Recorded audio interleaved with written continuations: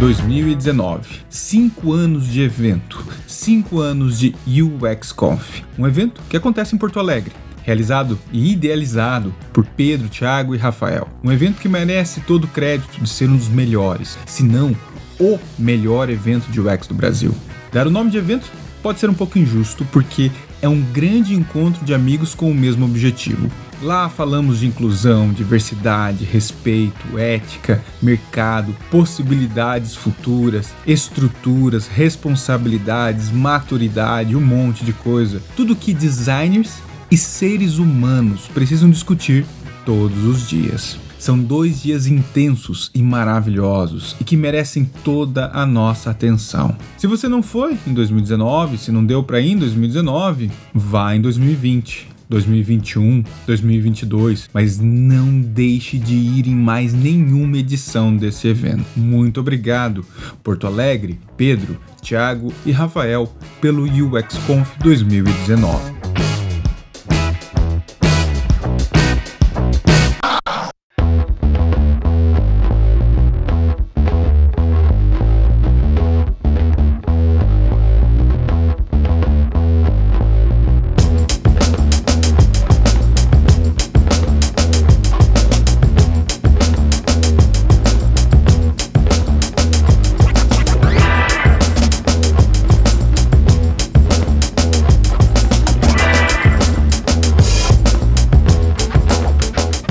Obrigado, gente. A sensação de estar aqui é maravilhosa, é inacreditável. Eu falo para que todo mundo que tiver oportunidade esteja aqui um dia, submeta sua palestra.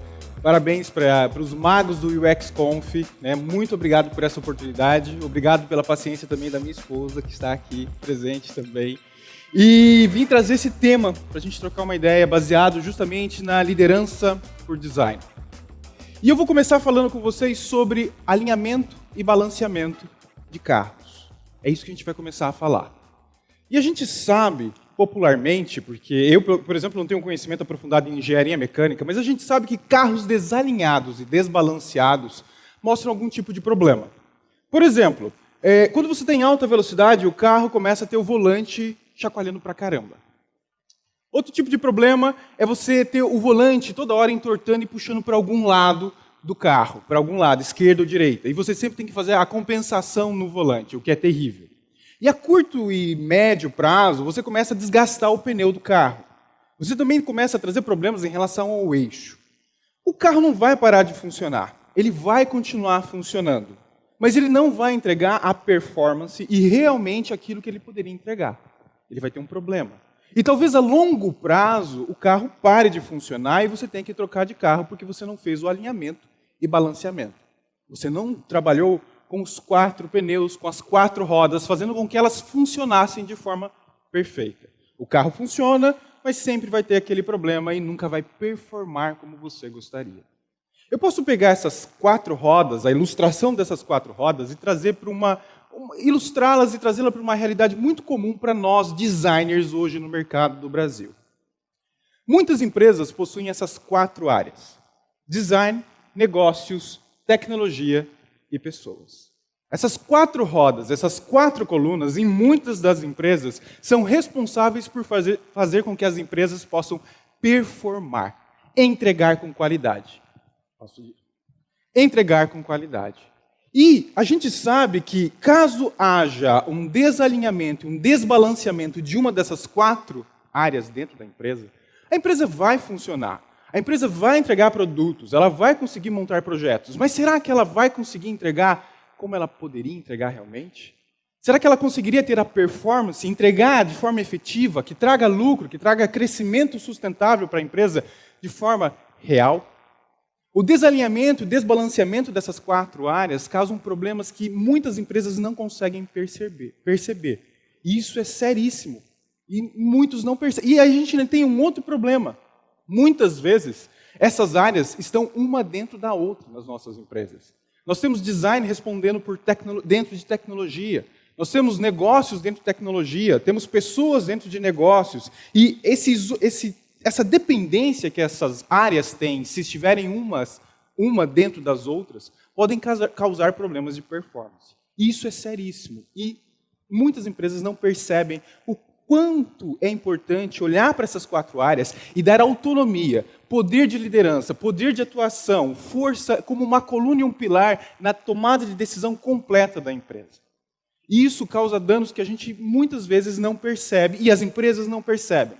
E são pouquíssimas as empresas, inclusive no Brasil, que conseguem ter o poder de equilibrar e balancear essas 4 áreas de forma efetiva, de forma igual. Dando para elas a independência, mas também o poder de olhar para o coletivo e trabalhar para que a empresa possa entregar, para que o carro possa chegar do ponto A ao ponto B, performando de forma perfeita. Mas daí eu levanto a seguinte questão.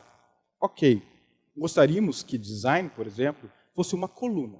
Que design tivesse poder de decisão, tivesse diretoria, tivesse atuação na parte estratégica da empresa. Sonhamos com esse tipo de atuação, sonhamos com esse tipo de modelo. Mas eu jogo a questão para vocês pensarem.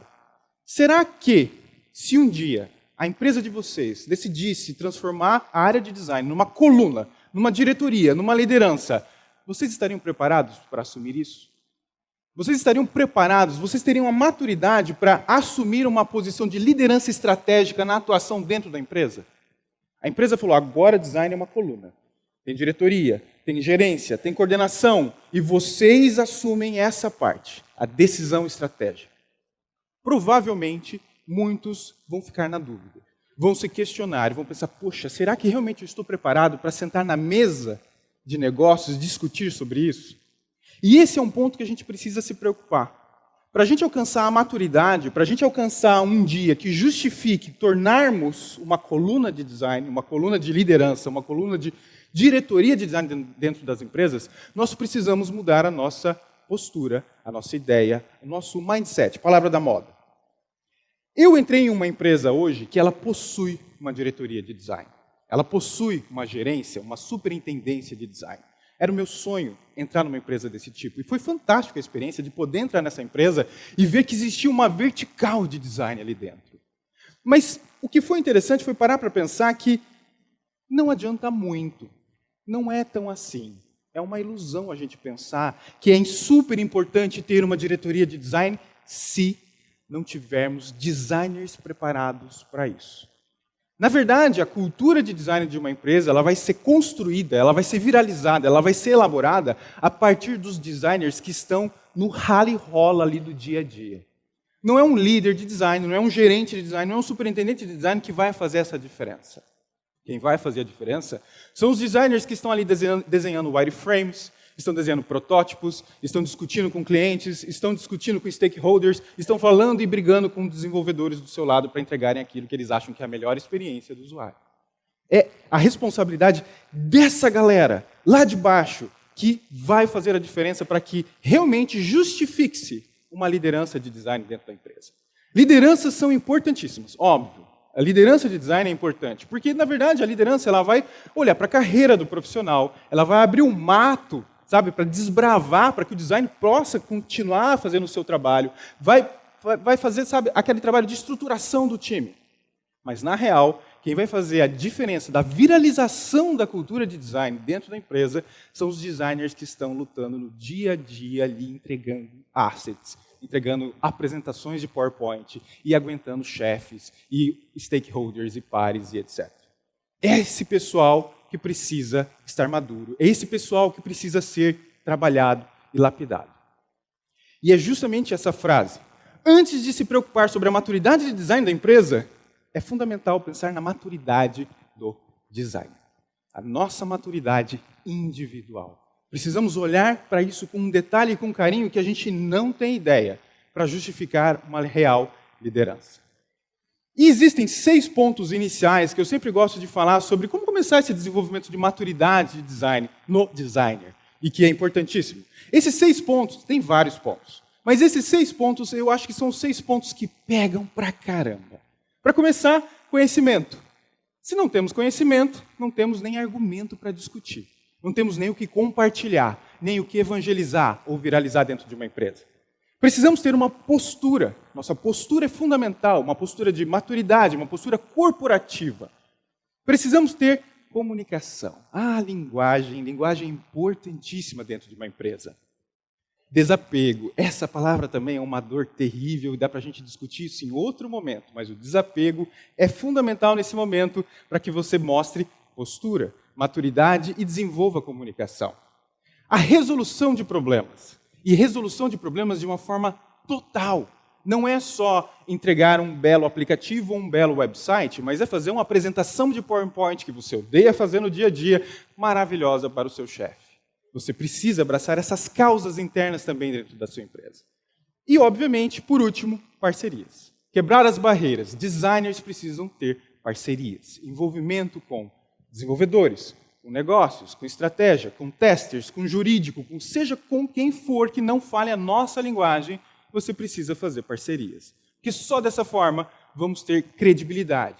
Só dessa forma vamos ser ouvidos. Só dessa forma vamos viralizar o design de verdade dentro das empresas. E aí, trazendo bem prático, o que nós fazemos lá dentro da empresa, lá dentro do banco? O que nós, a minha gerência, nós trabalhamos na prática para fazer com que tudo isso que eu falei para vocês funcione de verdade? Para começar, nós adotamos esse modelo, o modelo Farder, onde é um modelo que mostra um ciclo de desenvolvimento de times de alta performance, onde temos pontos maravilhosos para mudar o mindset, palavra da moda de novo, o mindset de designers, de times, de pessoas, não é só para design. E é bem interessante porque nós conseguimos escolher e fazer um processo cíclico de desenvolvimento desse time, desenvolvimento do designer em si. Mas lá, na empresa, nós focamos em um elemento específico e fundamental em todo esse processo, o feedback. Vimos que um dos pontos mais falhos em relação a todos os outros pontos que nós poderíamos trabalhar é o feedback. E o feedback, nesse ponto, ele cria um ecossistema muito positivo, porque ele é comunicação, ele é desapego, ele é emissor e receptor não tendo ruído, é entendimento, é linguagem. São vários elementos, daqueles 6 elementos que eu mostrei para vocês, que vão aparecer no feedback. Um trabalho individual. Um trabalho que, inclusive, foi falado aqui no palco ontem, o one-on-one. Mas um one-on-one assim, sabe? Realmente muito próximo. Fazendo com que essa fórmula de feedback realmente funcione. Onde líderes de design estejam muito próximos dos seus liderados. E como isso é importante. E aí, isso na prática, aprofundando mais ainda, nós, para começarmos, quando eu entrei ali na gerência, eu e os outros líderes, olhamos para o nosso time e falamos, cara, como que a gente vai começar esse tipo de trabalho? Como que a gente vai começar esse desenvolvimento de feedback, de aproximação, de olhar para o indivíduo? Ponto fundamental. Erramos muitas vezes quando falamos de liderança e pensamos no coletivo. Vamos lá, manada! Não. Precisamos olhar individualmente cada designer componente de um time. Perfis completamente diferentes, perfis que precisam de um cuidado e de um desenho de carreira, de um desenho de progressão completamente isolado do outro. Para isso, a gente começou com uma simples ferramenta, uma análise de SWOT, onde transformamos a análise de SWOT em potenciais. Quais são os itens potenciais que você, designer, tem para que a gente possa trabalhar no dia a dia? Quais são as demonstrações que você precisa efetivar para que a empresa consiga enxergar de você? Além disso, o que você pode aplicar dentro de oportunidades dentro da empresa que você possa usar os seus potenciais? E também uma autoavaliação, uma reflexão de quem você é dentro da empresa. Como que a gente coleta isso? Sentando e conversando mês a mês. Mês a mês, junto com os designers, trocando ideia. Eu como gerente e 2 coordenadores. Frentes diferentes, coletando informações constantemente e mapeando isso em qualquer tabela de Excel que for.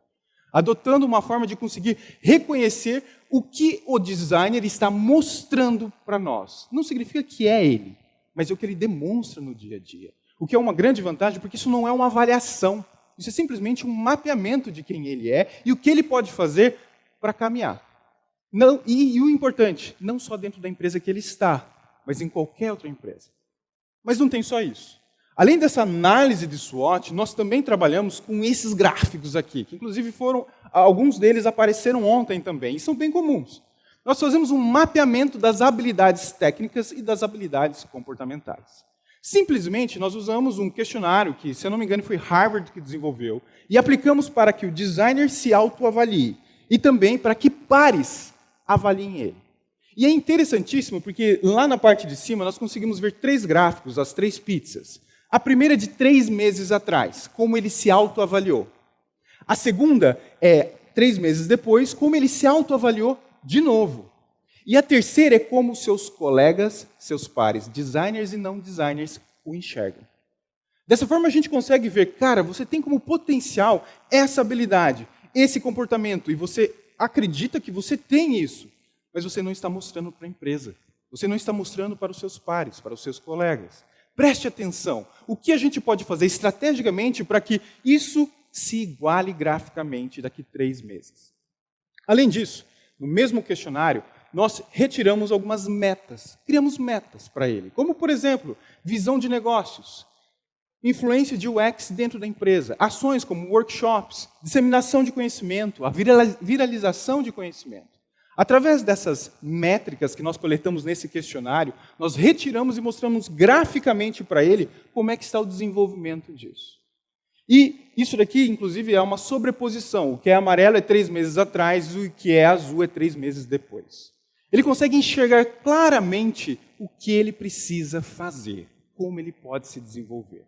E a parte de baixo é a mais chocante, porque não conseguimos desligar de níveis, júnior, pleno e sênior. Uma discussão que, inclusive, dá bastante pano para manga. Mas como dependemos delas, corporativamente falando, nem sempre temos uma noção de, ok, o quanto júnior eu sou, o quanto pleno eu sou, o quanto sênior eu sou, ao olhar da empresa. Porque eu posso ter a minha imagem, mas o que a empresa acha de mim? Fazemos tudo isso também, coletando as métricas. Uma das pessoas, um dos UX designers que trabalham no meu time é estatístico, o que ajuda muito. E coleta as informações e nós fechamos com esse gráfico aqui embaixo. Há 3 meses atrás, você tinha essa imagem como um pleno para sênior. E 3 meses depois, com todo o trabalho que estamos fazendo, com one-on-one, com feedback, com tudo isso, você teve essa evolução. Uma gamificação de tudo o que ele é. Para ele ter uma noção. Muitas vezes recebemos feedbacks simplesmente assim, vai. Mas é preciso a gente consolidar as informações para que designers tenham uma noção de onde eu estou e para onde eu quero ir. E dessa forma, justificar a criação de uma liderança. Esse trabalho tem trazido um retorno impressionante, porque conseguimos observar como isso dá um norteamento para designers.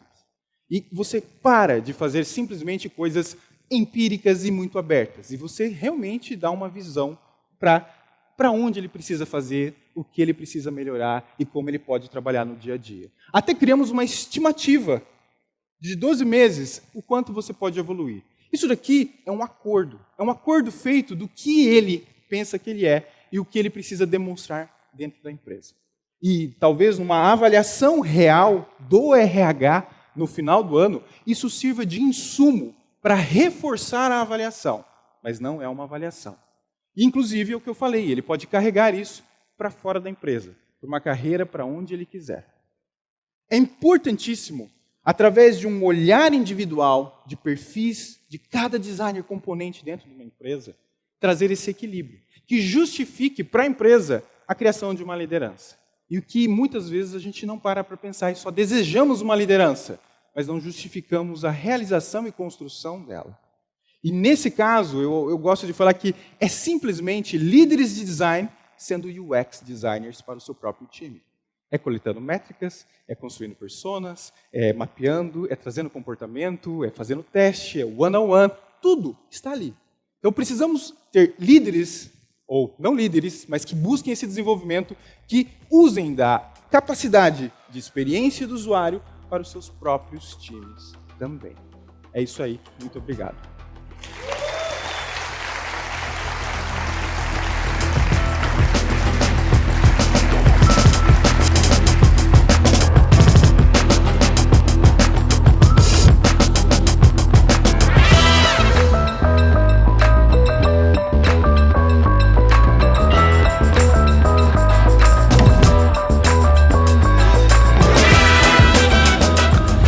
Seja bem-vindo a mais um vídeo do canal Design Team. Não, Design Team não. UX Lab. UX Lab. Não, UX Lab não. UX Conf. UX Conf.